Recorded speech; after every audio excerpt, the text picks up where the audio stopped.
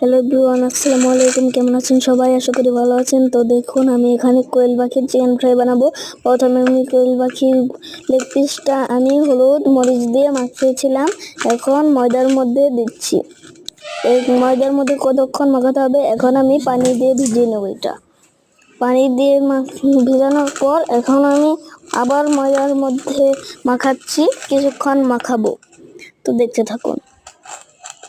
মাখানোর পর আমি ধুয়ে নেব না, সরি, আমি ভুল বলেছিলাম, আর কি ভেজে নেব।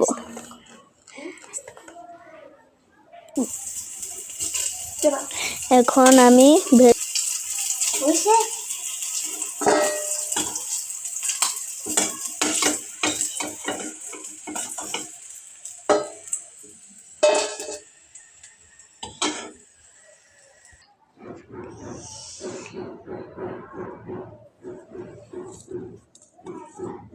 বাবা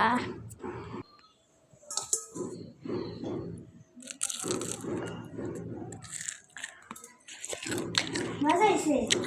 হ